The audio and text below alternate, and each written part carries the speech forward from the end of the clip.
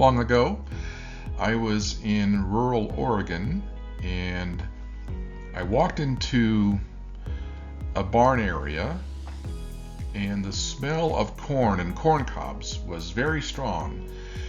And immediately I was taken back in an instant to memories of my childhood. I grew up in northern Indiana, and part of my childhood was spent on a farm, and we were surrounded by cornfields, and was a barn, and there were a lot of places in the barn that stored old corn, new corn, corn cobs, and there's a very specific smell to that.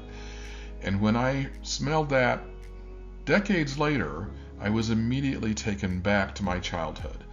This tendency is shown in research by two scientists at Stockholm University who have done research that indicates that what they call odor-cued memories tend to be connected to the first decade of our lives. So there is science behind what I experienced. Okay, so what I've tried to just do here is to use a story to help explain research. You can do that with almost any research, and that's what this short presentation, this short lesson is all about. So whether you're writing a paper or you're making an oral presentation, making a speech, generally speaking, I ask you to include research about your topic, even if it's something you know a lot about. That can sometimes be really dry. It's just data or facts.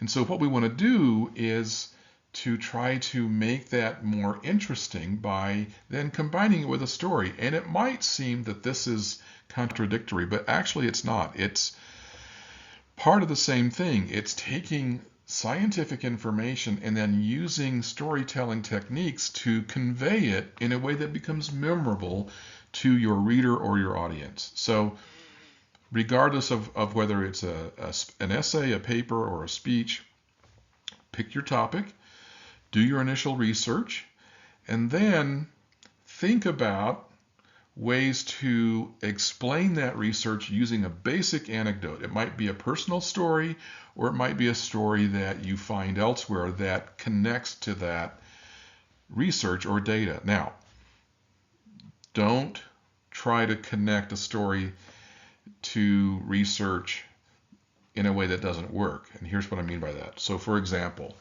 you've probably heard stories, or you may know people who had certain kind of health care. Let's say they had a vaccination and they got sick and died.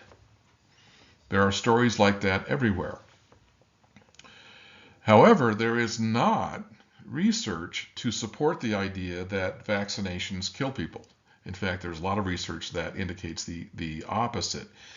And so you don't want to take a story that might be an outlier and then try to wrap an essay or a paper around that. You want to start with good, solid research first. And then put that together in a natural but convincing way, combining the use of the data and some sort of human aspect to it, a story, an anecdote, examples that will make the topic and the information and the research more relevant and more interesting to your reader or your audience. It's just that simple.